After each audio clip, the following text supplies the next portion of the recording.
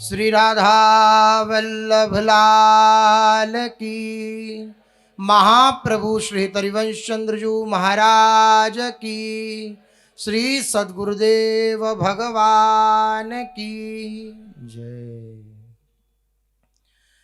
रसघन मोहन मूर्ति ठाकुर श्री राधा वल्लभ लाल जी, अनंतानंत सखियों की प्राण सजीवन मूरी श्री लाडली जी एवं इन युगल स्वरूपों को हृदय में नित्य नवीन रूप से दुलार करने वाले श्री सद्गुरुदेव भगवान के श्री चरणों में दंडवत प्रणाम है। समस्त साधनाओं का फल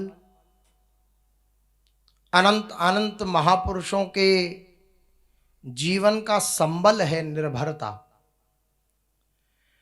भगवान के प्रति निर्भर हो जाना। ये समस्त साधनाओं का फल है।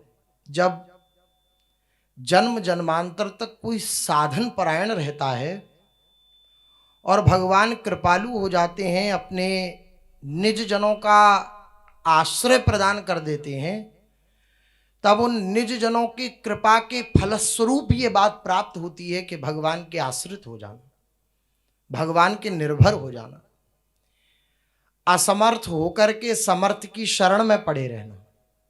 ये बहुत विशेष और बहुत बड़ी बात है। समर्थ की शरणागति जब तक हृदय में उदय नहीं होती, जब तक असमर्थ नहीं हुआ जाता। हमारे हृदय में असमर्थता प्रकट नहीं हो रही है। कहीं ना कहीं किसी ना किसी प्रकार से हम कोई ना कोई बल अपने हृदय में धारण रखते हैं, अपने हृदय में स्वीकार रखते हैं, जिस बल को स्वीकार करने से भगवत बल का प्रादुर्भाव नहीं होता। इसलिए महापुरुष जन आज्ञा करते हैं कि दिन रात साधन में लगे रहो। उससे क्या होगा? धीरे धीरे ये बात समझ में आने लगेगी कि जो कुछ होता है वो इनकी कृपा से होता है, जो कुछ होता है वे भगवत कृपा से होता है, श्री जी की कृपा से होता है। ये बात समझ में आने लगेगी। ये कहने सुनने से समझ में नहीं आती है। ये जब करते करते करते करते उपासक हार जाता है, तब उसके हृदय में ये बात उदय होती है कि मेरे द्वारा नहीं कभी कुछ भी हो सकता, मेरे बनाए ना बनेगी, कोटि कल्प लो। तुलसीदास जी महाराज इससे बड़ी बात क्या कह सकते हैं? बोले अगर मैं बनाने पे आऊं तो करोड़ों कल्पों तक बनाता रहूं, तब भी मैं अपनी बात नहीं बना सकता। और आप बनाने पे आओ तो आपके बनाए बने पल पाऊं मैं। बस महापुरुष जन इस आश्रय को, इस भरोसे को प्रदान करते हैं कि तुम्हारे हृदय में, हम सबके हृदय में ये बात जागृत हो जाए क्या, कि जिनके हम आश्रित हैं उन्हीं की कृपा से हमारा काम होगा, उन्हीं की कृपा से हमें उनकी प्राप्ति होगी। हरिवंश कृपा हरिवंश कहें, जिनकी शरण में है उन्हीं की शरणागति के प्रभाव से हमारा काम बनेगा। ये बात हृदय में प्रकट हो जाती है, हृदय में अनुभूत होने लगती है। कब? जब करते करते उपासक हार जाता है, तब ये बात हृदय में आती है कि नहीं, मैं अगर इस मन की वृत्तियों को संभालता रहूं तो करोड़ों जन्मों तक नहीं संभाल सकता। और वो कृपा कर दें तो उनकी कृपा से अगर 10 मिनट मन लग सकता है तो 10 साल भी लग सकता है और 10 जन्म भी लग सकता है, उनकी कृपा से। इसके लिए ये सावधानी है कि अगर 1 घंटा भजन में मन लगे तो उस 1 घंटे में जो मन लगा है भजन में, उसको ये ना माने कि मेरे द्वारा, मेरे क्रिया के द्वारा या मेरे प्रयास के द्वारा ये मन लगा है। ऐसा माने कि भगवान की कृपा से मन लगा है। जब 1 घंटा उनकी कृपा से लगा है तो 1 जन्म भी उनकी कृपा से मन लग सकता है। उनकी कृपा के आश्रित हो जाना, निर्भर हो जाना। कैसी निर्भरता? तो महापुरुषों ने उदाहरण दिया, अजात पक्षा एवं मातरम खगाह। जिस पक्षी के अभी पर भी नहीं निकले हैं, बच्चा है, वो अपनी केवल माँ की बाट जोता रहता है, माँ के ऊपर निर्भर रहता है। ऐसी निर्भरता कहाँ आ पाती है? इसलिए महाप्रभु जी कहते हैं कि अगर तुम्हारे अंदर चतुरता भरी हुई है तो तुम ज्यादा अपने सयानपन को प्रदर्शित मत करो, क्योंकि तुम बालक नहीं बन पाए। और जब बालक नहीं हो, खूब अच्छे से विषयों का भोग कर सकते हो, अपनी बुद्धि को खूब अच्छी प्रकार से चलाकर, तो अच्छी प्रकार से उसी बुद्धि को भगवान में लगाओ। तू बालक नहीं, भर्यो सयानप काहे कृष्ण भजत नहीं नीके। बहुत सयाने हो, बहुत चतुर हो, इस चतुरता को अपने नाश में लगाने की बजाय भगवान में लगा दो। इस चतुरता को राम ही भजे ते चतुर नर, तो ये चतुरता तुम्हारी सार्थक हो जाएगी। अन्यथा अगर ऐसी भावना है कि जब मैं इधर नहीं बच सकता, तो फिर ऐसे हो जाए आश्रित, नाथ मेरे बस की कुछ नहीं है, आप कृपा कर दो, आप जैसा चाहो वैसा कर दो, मैं आपकी शरण में आ गया हूं। अब जिस प्रकार से जिस समय जैसा विधान आपको करना हो, उस विधान को आप, उस विधान का संचालन करके आप उस प्रकार की क्रिया प्रतिक्रियाएं मेरे जीवन में दीजिए जिस प्रकार से आपकी प्राप्ति होती हो। आप मुझे प्रिय लगो, मेरे हृदय में आपके प्रति आसक्ति जागृत रहे, मैं आपको अपना मानता रहूं। ऐसा आप जो जिस प्रकार से विधान चाहें वैसा कर दीजिए, जिस प्रकार से आपको अच्छा लगे वैसा कर दीजिए। इसलिए बड़ी सावधानी पूर्वक अपने मन को देखता रहे कि अगर उत्साहित होकर मन विषय भोगों में लग रहा है, अपनी बुद्धि की चतुरता इसमें लग रही है कि किस प्रकार से अच्छे अच्छे भोग भोगे जाएं, तो फिर उस चतुरता को भगवान के समर्पित करके, अर्थात गुरुजनों की आज्ञा के पालन में लगा देना चाहिए, अपनी बुद्धि को समर्पित कर देना चाहिए। और जब देखे कि मैं उधर भी असमर्थ हूं, तो फिर पूर्ण असमर्थ होकर समर्थ की शरण में आ जाए। ये अपने आप सब सुधार देते हैं। सच मानिए, प्रत्येक आश्रित उपासक का ये जीवन का अनुभव होता है। प्रत्येक उपासक का, जो आश्रित है, प्रभु का बल जिसके हृदय में है, उस प्रत्येक उपासक का ये अनुभव होता है कि प्रभु पग पग पर रक्षा करते हैं, प्रतिक्षण रक्षा करते हैं। जहां मैं कभी बच भी नहीं सकता, वहां से बचा करके प्रभु अपने चरणों की सन्निधि मुझे प्रदान करते हैं। ऐसा प्रत्येक उपासक को अनुभव होता है। कब? जब अपने आप को असमर्थ महसूस कर लेता है, अपने आप को असमर्थ अनुभव कर लेता है, तो समर्थ का बल जागृत हो जाता है। तुलसीदास जी कह रहे हैं कि मैं तुलसी तुलसी सब कहते हैं, लेकिन तुलसी क्या है? बोले तुलसी वन की घास। तुलसीदास जी ने एक दोहा में कहा, तुलसी तुलसी सब कहें, तुलसी वन की घास, वह गई कृपा राम की, तो बन गयो तुलसीदास। राम जी की कृपा हो गई तो तुलसीदास बन गया, वरना तुलसी तुलसी सब कहते हैं, तुलसी कुछ नहीं है। ऐसा भावना श्री तुलसीदास जी की दैन्यता, ये दासत्व जब प्रकट हुआ, राम जी का बल जब प्रकट हुआ हृदय में, तब की महिमा है मेरी, अन्यथा मेरी कोई महिमा नहीं है, मेरी कोई महिमा नहीं है। भक्त देखता है उसके जीवन में अगर कोई शुभ संकेत है, शुभ लक्षण है, तो वो देखता है कि मेरे अंदर तो ये कभी न थे और ना मेरे प्रयास से कभी होते। अगर ये मेरे जीवन में है तो केवल और केवल मेरे प्रभु का संकल्प है, मेरे गुरुदेव का संकल्प है, बस और कुछ नहीं। वो प्रतिक्षण देखता रहता है, और अभिमानी प्रतिक्षण देखता रहता है कि ये जो गुण हुए ये मेरे साधन का परिणाम है। उसको कभी भगवान की कृपा का अनुभव नहीं होता। जो अपने साधन का भी बल रखता है, अपने अनेक प्रकार के धन वैभव का बल रखता है, उसको भगवान की कृपा तो है लेकिन अनुभव नहीं होगा। अनुभव उसी को होता है जो कृपा के आश्रित हो जाता है। कृपा के आश्रित होना सबसे कठिन बात है। कहना बहुत सरल है, सुनना भी बहुत सरल है, सुनकर के आनंदित होना यह भी सरल है, यद्यपि यहीं से शुरुआत होती है। लेकिन कृपा के आश्रित हो जाना ये बहुत कठिन बात है, क्योंकि कृपा के आश्रित होने के लिए अपना सर्वस्व समर्पण करना पड़ता है। फिर अनुकूलता प्रतिकूलता नाम की कोई वस्तु नहीं रह जाती उस कृपाश्रित उपासक के जीवन में। ना अनुकूलता है ना प्रतिकूलता है, केवल प्रभु है।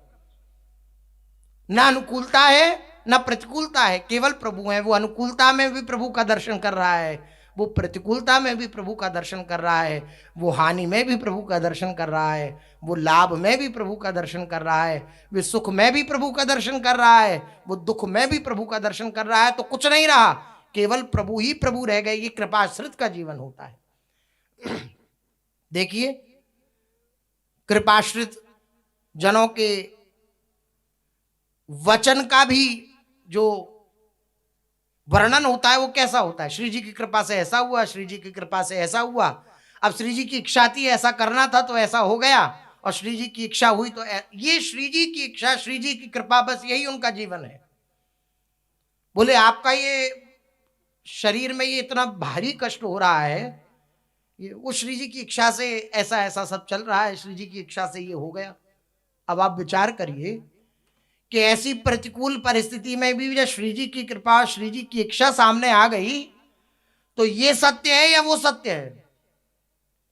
श्री जी की इच्छा, श्री जी की जो सत्ता हमने मानी, यह सत्य है या शरीर की पीड़ा सत्य है? ये तो असत है। तो जो सत्य है उसका प्रभाव जागृत हो जाएगा। क्या? बस मन आनंदित हो जाएगा। जो मन उस शरीर के कष्ट में लग रहा था, वो श्री जी की इच्छा जानकर, श्री जी की कृपा मानकर के आनंदित हो उठेगा। ये अनुभव करके देखिए, संत सदगुरुदेव की कृपा से इस बात का अनुभव करिए। कभी भारी से भारी प्रतिकूलता जीवन में आए और आप मुस्कुरा करके यह कह दीजिए कि ये मेरी लाडली जू की इच्छा है, ये मेरी प्यारी जू का मंगल विधान है, ये मेरी प्यारी जू की इच्छा है, तो आप देखेंगे कि जो भी परिस्थिति आई है उस परिस्थिति का प्रभाव आपके चित्त पर नहीं पड़ेगा। ये आप देखेंगे।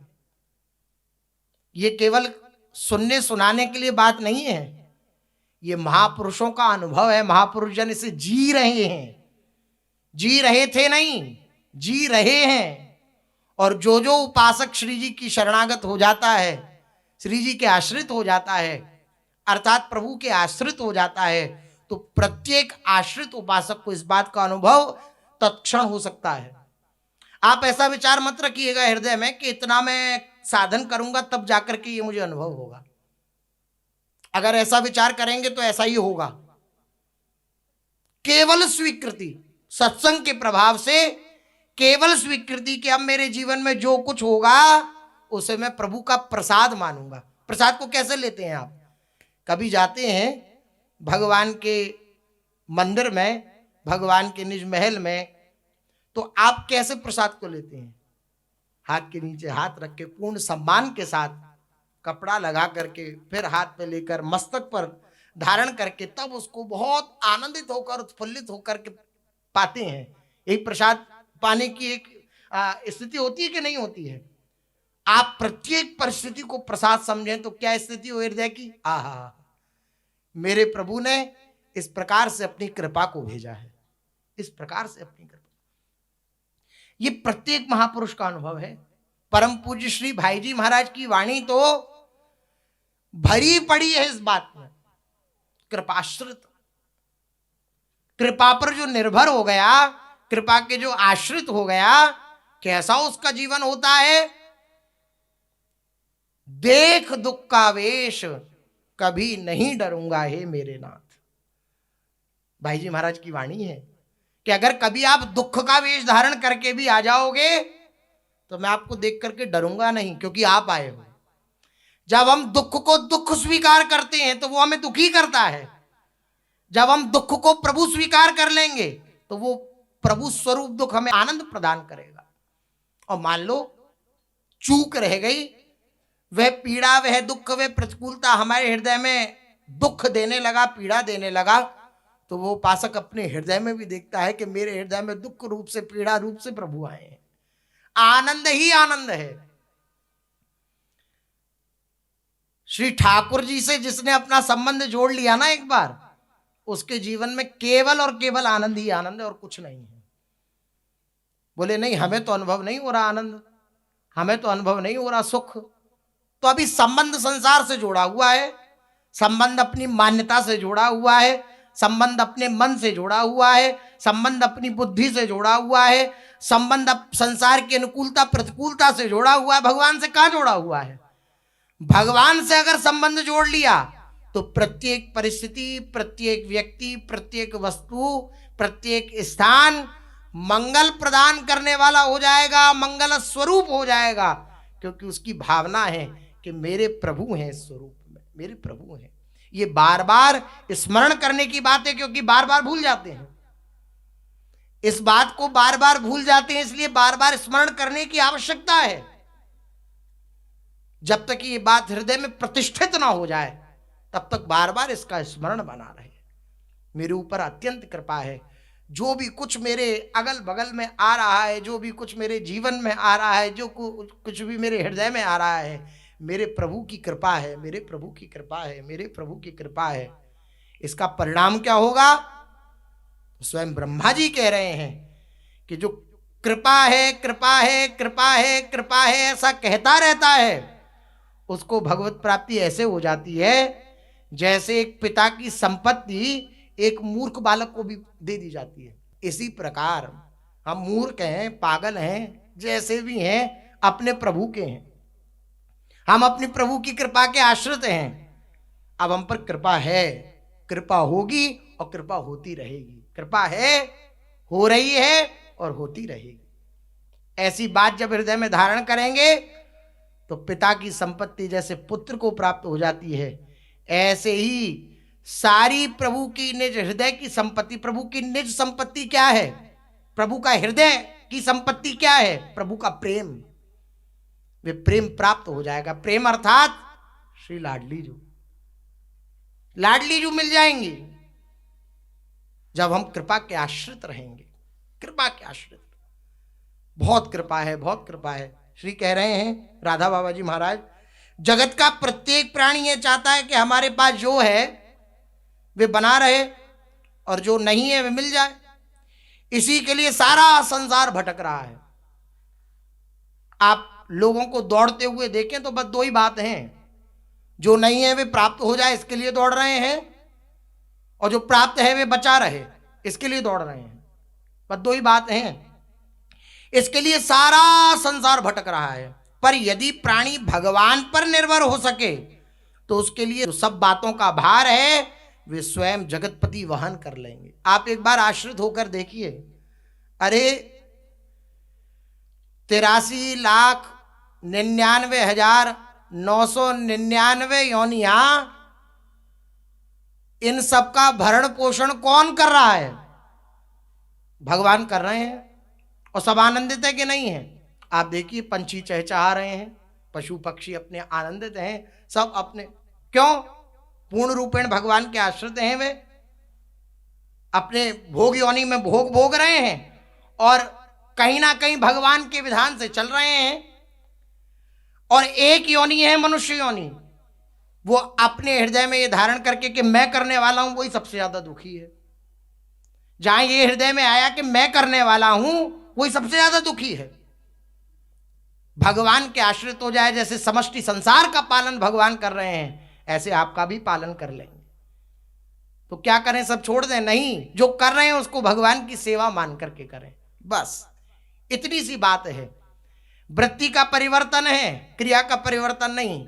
वृत्ति का जहां परिवर्तन हुआ वहां क्रिया के फल में परिवर्तन हो जाएगा।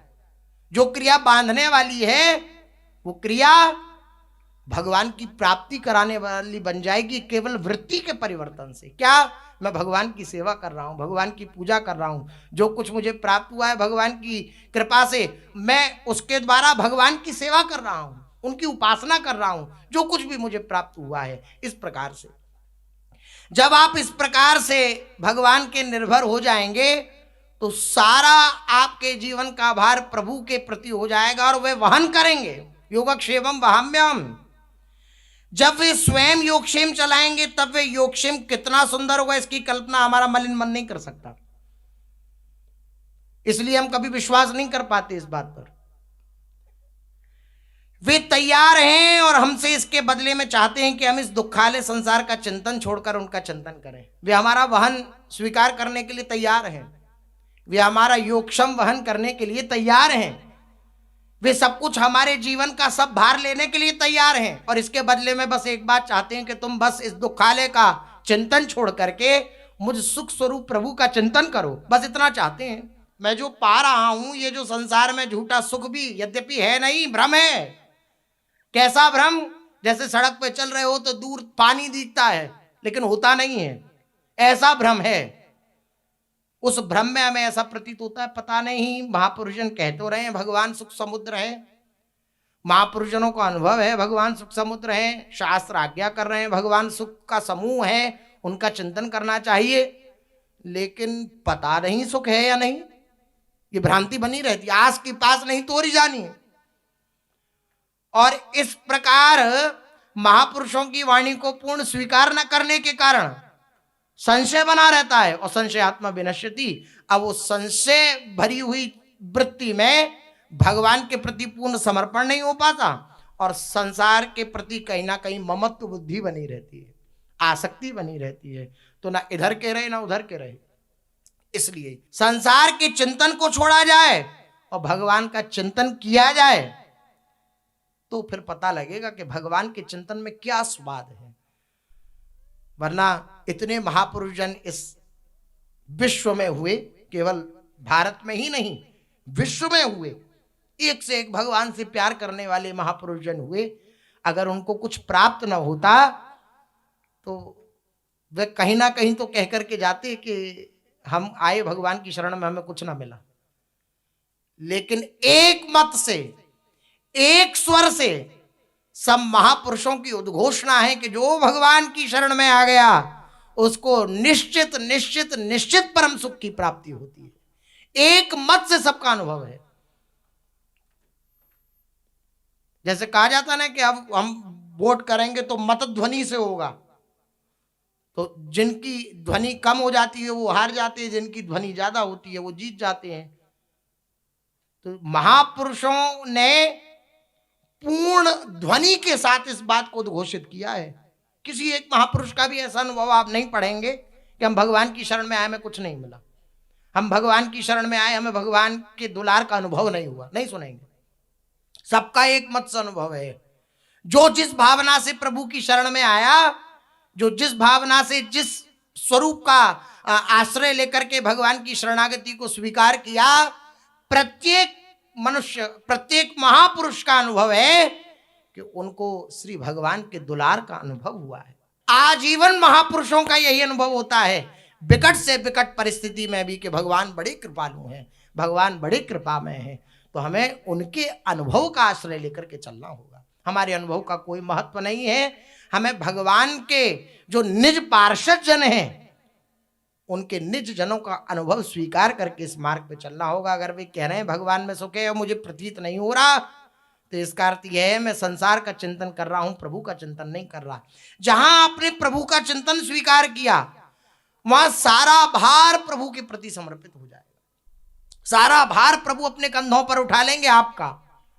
केवल इतनी सी बात है कि भगवान अनन्यास चिंतयन्तो माम ये जनः पर्युपासते तेषाम नित्याभियुक्ता नाम योगक्षेमम वहाम्यहम्। मैं उसका योगक्षेम वहन करता हूं जो अनन्य चित्त होकर के मेरा चिंतन करता है, कोई और नहीं, प्रभु के सिवा कोई और नहीं, और कोई कहीं कोई भी कोई ठौर नहीं। वे तैयार हैं और हमसे इसके बदले में चाहते हैं कि हम बस दुखालय संसार का चिंतन छोड़कर उनका चिंतन करें। कोई कहे कि तुम दुख की चिंता छोड़ दो, अपनी जलन मिटा दो, मैं तुम्हारा सब काम कर दूंगा, फिर भी ऐसा सौदा वह भी स्वयं जगतपति के साथ हो, और ऐसा सौदा अगर कोई ना करे तो वो क्या कहलाएगा। श्री राधा बाबा जी महाराज कह रहे हैं वे मूर्ख है, महान मूर्ख। जैसे कहते हैं ना आप बड़े महान हो, महान जब लग जाता है संबोधन तो बढ़ जाता है उसका औदा, आप सुखी हो, और फिर इसके साथ कह दिया जाए आप महान सुखी हो, तो एक बात बढ़ जाएगी कि सुखी तो हैं लेकिन ये और सब तो सुखी होंगे लेकिन ये महान सुखी हैं।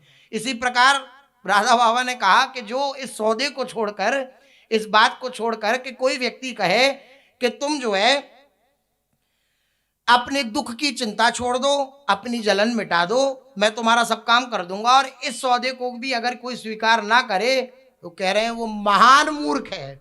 मूर्खी नहीं है, महान मूर्ख है। मूर्खों में भी वे महान है जो सौदे को स्वीकार नहीं करता, इस बात को स्वीकार नहीं करता। कितनी बढ़िया बात है, आपके पूरे घर को कोई और चलावे और आप आनंदित होकर एसी रूम में बैठे बैठे आनंद के साथ चलचित्रों को देखें तो कितना आनंद होगा। बोले तुम कहीं नौकरी वोकरी कुछ मत करो, बैठो, तुम्हारा सब काम हम करते हो, आपको अच्छा लगेगा या नहीं लगेगा? इसी प्रकार से भगवान सब आपके जीवन का भार स्वीकार करने के लिए तैयार है।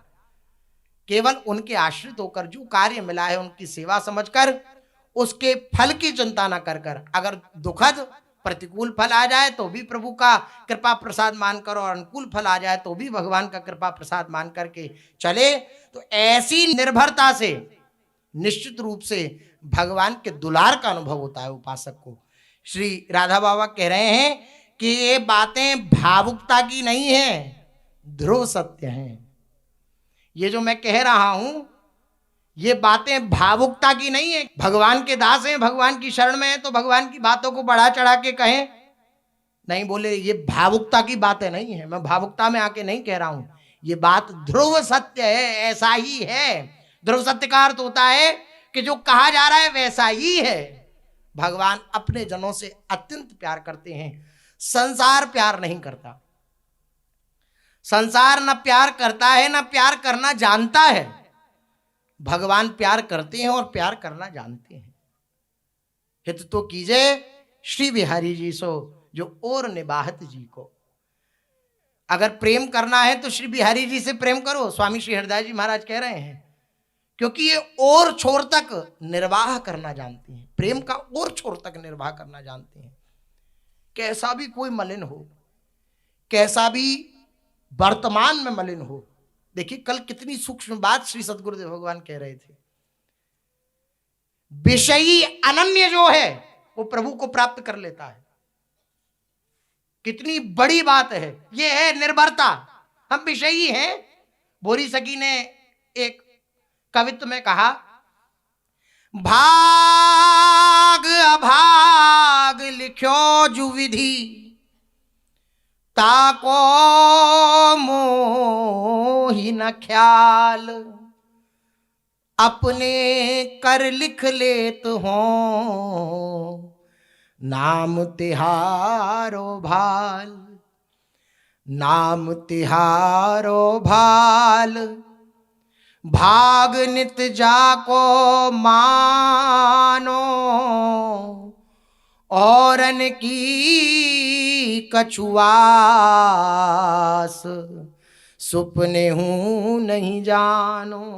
और क्या कह रहे हैं, विषयन सो नवराग चित, निज पद नहीं अनुराग, तदपि भाल राधा प्रगट, यह हित भोरी को भाग, तदपि भाल राधा प्रगट, यह हित भोरी को भाग।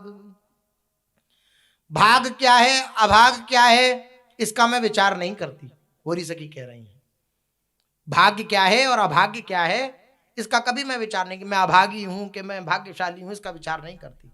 बोले फिर क्या करते हो? बोले नाम आपका राधा नाम बस अपने हाथ से अपने माथे पे लिख लेती हूँ। तो एक भाव इसका यह भी है कि चिंतन के द्वारा, एक चिंतन का भी हाथ, एक तो ये बाहरी हाथ है, एक चिंतन का भी होता है, अंदर से अपने मस्तक पर राधा लेखन हो रहा है। बोरी सखी कह रही है मैं भाई उसी का आश्रय है मुझे, ना मैं अपना भाग्य जानती ना अभाग्य जानती हूं, ना उसका मुझे विचार है, मैं सोचती भी नहीं, मैं भाग्यशाली हूं कि अभागी हूं, इस बात का विचार ही नहीं करती। मैं बस नाम लिखती हूं आपका अपने भाल पर, और जो नाम लिखती हूं मैं उसका भाग्य मानती हूं कि ये मेरा सबसे बड़ा भाग है कि मेरे भाल पर राधा नाम अंकित है। इसका मैं भाग्य मानती हूं और कुछ भाग नहीं मानती। तो बोले कि बड़ा तुम्हारा सौभाग्य है, फिर तो तुम्हारे हृदय को हम देखेंगे तो तुम तो बिल्कुल निर्विषय होगी। बोले नहीं, मैं अपने हृदय की बात अगर कहूं तो भोरी सखी कह रही है, विषयन सो न बैराग चित्त। मेरे हृदय की स्थिति तो यह है कि मेरे हृदय में विषयों के प्रति निरंतर अनुराग बना हुआ है, वैराग्य नहीं है। विषयन सो वैराग नहीं हो रहा है मेरे हृदय में, और निजपद नहीं अनुराग, आपके चरणों में अनुराग भी नहीं है, विषयों से वैराग्य भी नहीं है। फिर इतनी उत्साहित, इतनी आनंदित कैसी हो?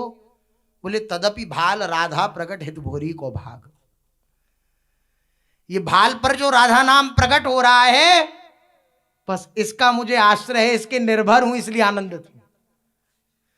विषयों के प्रति ऐसा नहीं है कि मैं इनके प्रति निर्मम हो गई हूं, इनके प्रति मेरे हृदय में ममता ना रह गई हो, नहीं, मैं विषयी हूं। और ऐसा भी नहीं है लाडली जी से मैं प्रेम करती हूं, निज पद नहीं अनुराग, लेकिन तदपि भाल राधा प्रकट हित भोरी को भाग। फिर भी लाडली जू जरा देखो, देखो मेरे भाग्य को देखो। श्री आचार्य चरण की कृपा से, श्री हरिवंश चंद्र जी की कृपा से मेरे भाल पर राधा नाम प्रकट है। इसका आश्रय है मुझे, इसके आश्रित हूं मैं, इसके निर्भर हूं मैं। ये सबसे बड़ी बात है। हम विषयी हैं, पामर हैं, क्रूर हैं, नीच हैं, लेकिन ये निर्भरता हम प्रभु के हैं, हम श्री जी के हैं, हम संसार के नहीं हैं। बोले फिर संसार के नहीं हो तो आसक्ति समाप्त होगी ना? है, लेकिन हम प्रभु के हैं। प्रभु के सिवा हमारा कोई नहीं, श्री जी के सिवा हमारा कोई नहीं है। पूज्य सदगुरुदेव भगवान कहते हैं कि अगर गलत को नहीं छोड़ सकते तो सही को क्यों छोड़ो। हम संसार को नहीं छोड़ सकते, संसार की आसक्ति को नहीं छोड़ सकते, और इस बात को हृदय में धारण करके हम श्री जी को भी छोड़ दें, श्री जी के आश्रय को भी छोड़ दें तो गए फिर तो नहीं। हम संसार को नहीं छोड़ सकते तो श्री जी को भी नहीं छोड़ सकते, नहीं छोड़ सकते। ये बात इतनी प्रबल है, इतनी विशाल है कि आपके हृदय में घर बना लेगी, ये फैलती चली जाएगी। आपने अगर ये बात हृदय में धारण कर ली कि मेरी श्री जी हैं, तो ये इतनी विशाल, इतनी बृहत बात है कि आपके हृदय में फैल जाएगी। और जब ये फैलेगी तो जो संसार के प्रति आसक्ति बनी हुई ना, वो निकलती चली जाएगी। एक ही चीज रह सकती है, जहां काम तहां राम नहीं, और जहां राम नहीं काम। तुलसी कबऊ न रह सकत, रवि रजनीक ठाम। सूर्य और अंधकार एक जगह कभी नहीं रह सकता। जहां राम है वहां काम नहीं, हो जो काम है वहां राम नहीं है। जब हमने ये स्वीकार कर लिया श्री भगवान हमारे हैं, तो फिर इन असत वृत्तियों की सत्ता ही नहीं रह जाएगी, क्योंकि भगवान को स्वीकार कर लिया। कामना रहित होकर, निष्काम होकर के भगवान को स्वीकार करना ये अलग बात है, लेकिन हम कामना से युक्त हैं, पहले भगवान को स्वीकार कर लेते हैं, निष्काम अपने आप हो जाएंगे, ये अलग बात है। ये निर्भरता की बात है, ये साधना की बात है। हम पहले निष्काम हों तब भगवान हमारे हृदय में आएंगे, ये एक सिद्धांत है। जो इस सिद्धांत पर चलता हो उनके चरणों में बारंबार प्रणाम है, लेकिन ये एक सिद्धांत है कि मैं पहले प्रभु को स्वीकार करता हूं। होए राम को, पहली बात, मैं पहले प्रभु को स्वीकार करता हूं। अब कामी हूं, नीच हूं, पामर हूं, जैसा हूं वो वह जाने। उनको स्वीकार कर लिया, उनको हृदय में बिठा लिया, उनके चिंतन को, तो वो अपने आप जगह बना लेंगे अपने रहने की। अनंत कोटि ब्रह्मांड नायक श्री भगवान को अपने हृदय में अगर धारण करने की चेष्टा हम करेंगे, तो क्या उनके हृदय में आ जाने पर ये सब कूड़ा कचरा रहेगा क्या हृदय में? नहीं रहेगा। तो हम अपने हृदय को साफ करने की बजाय भगवान को बिठाना प्रारंभ करें। भगवान के बैठने की जैसे ही विधान रचा जाएगा तो अपने आप सफाई हो जाएगी। भगवान को बिठाने का प्रयास करें, भगवान के चिंतन करने का प्रयास करें। चलते हैं, पूर्व में महाप्रभु श्री चैतन्य देव जी का चरित्र अपने लोग कथन श्रवण कर रहे थे, जिसमें श्री जगन्नाथ महाप्रभु की दिव्य लीला, श्री जगन्नाथ भगवान की दिव्य लीला अपने लोग सुन रहे थे, जिसमें श्री जगन्नाथ जी श्री बलभद्र जी, श्री सुभद्रा जी का जो स्वरूप विगलित हुआ, प्रेम विगलित स्वरूप, उसका वर्णन एक वृत्तांत सुना जिसमें ब्रज की लीलाएं श्री रोहिणी मैया सुना रही थी और द्वार पर श्री जगन्नाथ जी, श्री बलभद्र जी और श्री सुभद्रा जी सुन रहे थे। तो जब लाडलीजू की प्रेम की चर्चा हुई तो गोपियों के, लाडलीजू के, ब्रजवासियों की प्रेम की चर्चा का श्रवण करके श्री कृष्ण, श्री सुभद्रा जी, श्री बलभद्र जी का जो स्वरूप है वे विगलित होने लगा। पलक अंदर चली गई, हाथ और पैर संकीर्ण होने लगे। तो वह जो स्वरूप दर्शन में आया, ये नारद जी ने देखा। जब उस भाव का संवरण हुआ तो नारद जी ने प्रणाम किया और प्रणाम करके श्री नारद जी ने प्रार्थना करी कि जो स्वरूप आपने अभी मुझे दर्शन कराया है अपनी कृपा से, मेरी यही प्रार्थना है। देखिए संतों का हृदय कैसा होता है, जो अपने विषय में सोचे वे संसारी, और जो जीव मात्र के विषय में सोचे वे संत। जो केवल अपने विषय में सोचता रहता है वे संसारी है, और जो जीव मात्र के कल्याण के विषय में सोचता है वे संत है। श्री नारद जी ने अपने हृदय में ये बात सोची कि मैं प्रार्थना करूं कि जो सुख मुझे अनुभव में आया है, जो सुख मैंने अपनी दृष्टि में देखा है, वे सुख समष्टि संसार को प्राप्त होना चाहिए, सारे संसार को मिलना चाहिए। तो भगवान से प्रार्थना करी कि जिस स्वरूप का दर्शन आपने मुझे कराया, कृपा करके नाथ कलयुग के भक्त भी आपके स्वरूप का दर्शन कर सकें। श्री भगवान ने तथास्तु कहा कि हाँ, मैं नीलांचल में जगन्नाथ, बलभद्र और सुभद्रा के स्वरूप से प्रकट होऊंगा अपने सुदर्शन के साथ। सुदर्शन के साथ क्यों? क्योंकि सुदर्शन के द्वारा ही श्री भगवान के उस अलौकिक दिव्य दर्शन का लाभ प्राप्त हो सकता है। सुदर्शन माने सुंदर दर्शन। सुदर्शन जी ही श्री जगन्नाथ जी, श्री बलभद्र जी, श्री सुभद्रा जी के स्वरूप का दर्शन कराने की योग्यता प्रदान करते हैं। इसलिए जैसे अपने श्री धाम वृंदावन में कहा गया, श्री हरिवंश नेत्रों से निरखि नयन हरिवंश, हरिवंश नेत्रों से, प्रेम नेत्रों से युगल प्रिया का दर्शन किया जाता है। इसी प्रकार से ये ऐश्वर्यशाली ठाकुर हैं तो उनका दर्शन सुदर्शन जी की कृपा से, सुदर्शन जी की कृपा से। ये एक चरित्र सुना। अब एक चरित्र और शास्त्रों में वर्णन आता है श्री जगन्नाथ जी, श्री बलभद्र जी, श्री सुभद्रा जी का ये स्वरूप कैसे हुआ। ये ब्रजलीला से संबंधित है। जब श्री कृष्ण ब्रज से मथुरा चले गए तब संपूर्ण ब्रज ही उनके विरह में डूब गया, क्योंकि सबके प्राण हैं लाल बिहारी। किसी के शरीर से प्राण निकाल दिए जाएं तो उसकी क्या स्थिति होगी, ऐसी स्थिति समस्त ब्रजवासियों की हो गई। महापुरुषों ने तो वर्णन किया है, ब्रज के बिरही लोग विचारे, जो कोई कान कान कही बोलत, असुवन बहत पनारे, ब्रज के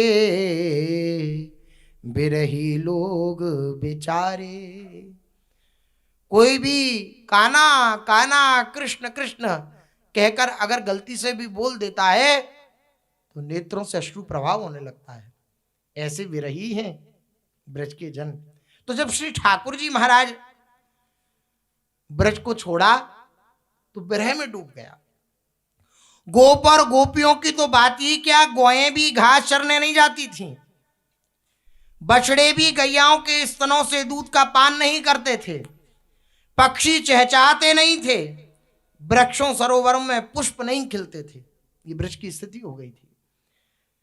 उन ब्रजवासियों की देह की समस्त क्रियाएं स्थगित हो गई थी। जो अत्यंत उत्साहित होकर प्रभु की प्रसन्नता के लिए अपने कार्यों को ब्रजवासी जन करते थे, प्रभु के जाने पर वे सब कार्य स्थगित हो गए। विरहाग्नि में तापित ब्रजवासी केवल आंसू बहाते हुए किसी प्रकार से अपने प्राणों को धारण कर रहे थे। गोपियों की स्थिति तो अत्यंत दयनीय थी, अत्यंत व्याकुल थी गोपियां। विरह से तड़पती हुई गोपियों को जब मूर्छा आ जाती, उसी समय ही उन्हें विरह ताप से कुछ शांति मिलती थी। देखिए कैसा विरह कि विरह की ज्वाला में जब मूर्छित हो जाती, तपते तपते, तब कुछ शांति मिलती, और जहां बाह्य दशा हुई वहां फिर विरह की ज्वाला में तप रही। ऐसी स्थिति श्री कृष्ण भी। अब जब कोई श्री कृष्ण का स्मरण करके इतना विरह से व्याकुल होता है तो आप ऐसा ना मानिएगा कि श्री कृष्ण आनंदित रहते हैं, नहीं, श्री कृष्ण भी व्याकुल रहते हैं। अगर आप श्री कृष्ण के लिए एक आंसू बहा रहे हैं तो श्री कृष्ण आपके लिए व्याकुल है, वे आपके लिए आंसू बहा रहे हैं। इतिहास पुराण आदि में अनेक जगह ऐसा वर्णन है कि अगर श्री ठाकुर जी के निज भक्त जन व्याकुल हैं, श्री भीष्म पितामह व्याकुल हैं, सरसैया पे पड़े हुए श्री कृष्ण का दर्शन करने के लिए, अश्रु प्रवाहित हो रहे हैं श्री भीष्म पितामह के, तो एकांत में बैठकर श्री कृष्ण भी आसन लगाए श्री भीष्म पितामह का चिंतन कर रहे हैं और उनके भी आंखों से अश्रु प्रभाव हो रहा है। ऐसा नहीं है कि हम भगवान का स्मरण करें, भगवान की याद करें तो वो ना करते हो ना, बल्कि महापुरुषों का तो ऐसा अनुभव है कि वो याद करते हैं इसलिए आपके हृदय में उनकी याद जागृत हुई है। भगवान याद करते हैं जब भी आपके हृदय में उनकी याद, उनकी स्मृति जागृत हुई है, उन्होंने स्मृति करी आपकी, इसलिए। तो ऐसा नहीं है कि आप भगवान का स्मरण करें और वो सुन ही ना रहे हो, वो निरपेक्ष हो, नहीं नहीं, ऐसा नहीं है। उधर गोपियां व्याकुल हैं तो इधर श्री कृष्ण व्याकुल हैं द्वारिका में। श्री कृष्ण भी द्वारिका में गोपियों की विरह में तड़पते और कभी कभी राधा राधा राधा राधा ऐसा उच्चारण करते हुए व्याकुल होते, मूर्छित हो जाते राधा राधा उच्चारण करके। एक बार जब श्री कृष्ण द्वारिका में समस्त ब्रजवासी गण गोपी जन इनका स्मरण करते हुए मूर्छित हो गए तो सभी लोग चिंतित हो गए और नारद जी, उद्धव जी, श्री बलदेव प्रभु और अन्य लोग विचार करने लगे कि उनकी मूर्छा कैसे दूर हो। ऐसी मूर्छा आई श्री ठाकुर जी को कि वो मूर्छा सहज में जो दूर हो जाती थी वे दूर नहीं हो रही। अब सबने विचार किया कि दूर कैसे हो मूर्छा जो आ गई है श्री ठाकुर जी को। सभी ने नारद जी से कहा कि आप अपनी दिव्य वीणा बजा के, देवदत्ताम एवं वीणाम स्वर ब्रह्म विभूषिताम, ऐसी जो आपकी वीणा है उस वीणा को आप अपने हस्त कमल में धारण करके और उस वीणा में यशोदा मैया, गोपियों, अन्य ब्रजवासियों का गुणगान करें। तो हो सकता है आप गुणगान करें तो उन गुणों का श्रवण करके श्री कृष्ण को चेत हो जाए, उनकी मूर्छा दूर हो जाए। किंतु नारद जी ने आपत्ति करते हुए कहा कि नहीं नहीं, मैं ऐसा नहीं करूंगा। तो सब बड़े आश्चर्यचकित हुए कि क्या आप जानते हैं कि जब श्री कृष्ण की मूर्छा होगी तब क्या होगा? श्री नारद जी ने कहा क्या आप जानते भी हैं? आप ब्रजवासियों का गुणगान करने के लिए कह रहे हैं, गोपियों का गुणगान करने के लिए कह रहे हैं, यशोदा मैया के प्रेम का गुणगान करने के लिए कह रहे हैं, आप जानते भी हैं जब श्री कृष्ण की मूर्छा दूर होगी तो क्या होगा? वे तुरंत ब्रज की ओर चले जाएंगे, द्वारिका में नहीं रहेंगे। आप जी पाएंगी श्री कृष्ण के सिवा? श्री कृष्ण के बिना आप जी पाएंगी? अगर आप ब्रजवासियों का गुणगान करेंगे तो श्री कृष्ण फिर भाग करके ब्रज में चली जाएंगे, प्रस्थान करेंगे, कोई भी नहीं रोक सकता है फिर उन्हें। वे सदा के लिए ब्रज में ही रह जाएंगे और फिर कभी भी लौटकर द्वारका नहीं आएंगे। इसलिए बहुत सोच विचार करके कोई निर्णय लेना है, ऐसे निर्णय नहीं लेना, नारद जी ने कहा। तो सब असमंजस में पड़ गए। बहुत सोच विचार करने पर निश्चय किया कि उद्धव जी तो पहले भी गए हैं ब्रज में श्री कृष्ण का संदेश लेकर के, अतएव इस बार भी वे ही ब्रज में जाएं। वे ब्रज में जाकर यशोदा मैया, नंद महाराज और अन्य गोपों और गोपियों को संदेश दें कि श्री कृष्ण शीघ्र ही वहां आ रहे हैं, उनके स्वागत की तैयारी की जाए। ऐसा क्यों? क्योंकि श्री कृष्ण व्याकुल है तो किनके विरह से व्याकुल हैं? क्योंकि गोपियां उधर व्याकुल हैं। अगर ऐसा उन्हें संदेश प्राप्त होगा तो वो आनंदित हो उठेंगी, और वो आनंदित हो जाएंगी तो इनकी मूर्छा दूर हो जाएगी। वो प्रसन्न हो जाएं कि श्री कृष्ण आने वाले हैं, तो इस बात को सुनकर के वह जब आनंदित होंगे समस्त ब्रजवासी जन तो इनकी मूर्छा दूर हो जाएगी। तो ये बात ठीक है।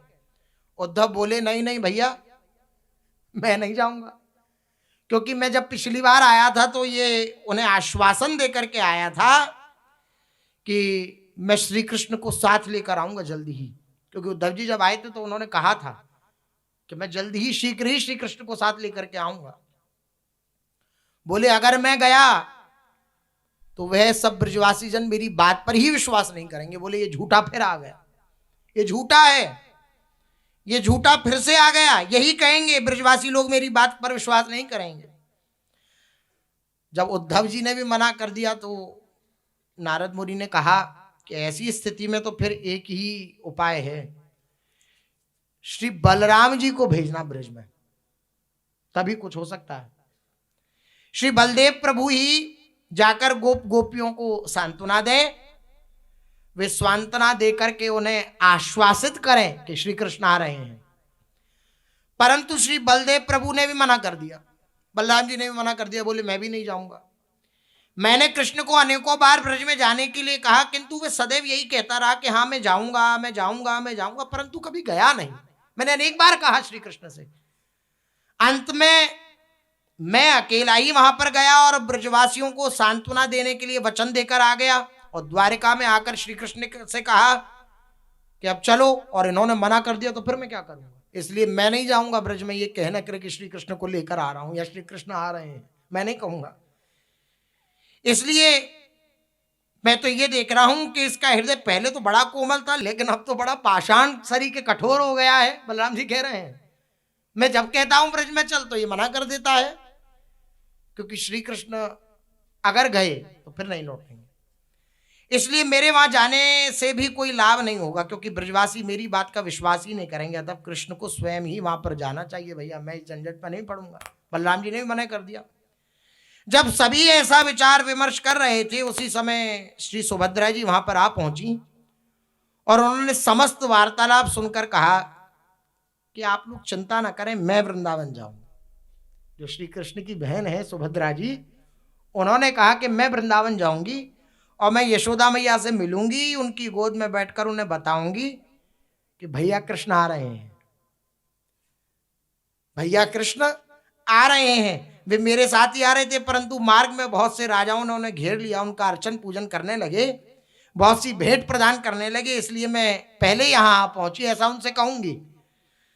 भैया भी बस आते ही होंगे, ऐसा मैं प्रत्येक घर में जा जा करके कहूंगी। सुभद्रा जी ने ऐसा कहा। मैं प्रत्येक गोपी के घर में जाकर भैया के आने का समाचार दूंगी और उन्हें भैया कृष्ण के स्वागत की तैयारी करने के लिए कहूंगी। यह सुनकर उनका विरह दूर हो जाएगा और जब भैया वहां कुछ दिन रहकर ब्रजवासियों को प्रसन्न कर लेंगे तब चतुराई से उन्हें पुनः द्वारका ले आऊंगी। ये जो डर है हमारे हृदय में कि श्री कृष्ण कहीं महीना रह जाएं, तो मैं चतुराई से कुछ ऐसा विधान बनाऊंगी, सुभद्रा जी कह रही हैं, कि वापस ले आऊंगी। अतएव आप लोग शीघ्र ही मेरे लिए एक अच्छे रथ का प्रबंध कीजिए, एक सुंदर रथ। इसमें दोनों भावनाओं की पूर्ति होगी इस चरित्र में कि श्री ठाकुर जी की जो रथ यात्रा होती है वो किस भावना से होती है, और दूसरा श्री ठाकुर जी का जो प्रेम विगलित स्वरूप हुआ उसका दूसरा चरित्र भी है। ये ब्रज में ही प्रेम विगलित स्वरूप हुआ, ये तो द्वारिका में प्रेम विगलित स्वरूप हुआ जो पूर्व में चरित्र सुना, और अब जो चरित्र है इस चरित्र में जो प्रेम विगलित स्वरूप होगा श्री ठाकुर जी, श्री सुभद्रा जी, श्री बलराम जी का, वो ब्रज के अंतर्गत होगा, ब्रज में होगा। आप लोग शीघ्र ही मेरे लिए एक रथ का प्रबंध कीजिए, सुभद्रा जी ने कहा। और नारद जी आप अपनी वीणा पर ब्रज की महिमा गुणगान करिए। आप इस बात को हृदय में मत सोचिए कि उठेंगे तो ब्रज चलेंगे, मैं साथ लेकर के जाऊंगी, इसलिए आप गुणगान कीजिए। नारद जी ने प्रारंभ किया भगवान का लीला गुणगान करना। इससे भैया कृष्ण की मूर्छा भंग हो जाएगी और तब वे मेरे पीछे पीछे वृंदावन की ओर चलेंगे। सबने श्री सुभद्रा जी की बात का समर्थन किया और उनके लिए एक सुंदर रथ की व्यवस्था की गई। जब सुभद्रा जी जाने के लिए तैयार हुई उसी क्षण श्री बलदेव प्रभु ने कहा, यदि सुभद्रा और कृष्ण जा रहे हैं तो मैं क्यों पीछे रहूं, मैं भी चलूंगा, मैं भी चलूंगा तुम्हारे साथ। मैं भी यशोदा मैया, आनंद बाबा तथा सभी सखाओं और गोपियों से भेंट करना चाहता हूं, बात करना चाहता हूं, मिलना चाहता हूं, मैं यहां नहीं रुक सकता हूं, मैं भी जाऊंगा। अब सुभद्रा जी के कहने पर श्री नारद जी ने अपनी वीणा में गुणगान प्रारंभ किया। क्या दशा हुई फिर श्री कृष्ण की, तो शेष चर्चा आगे। श्री राधा वल्लभ लाल की।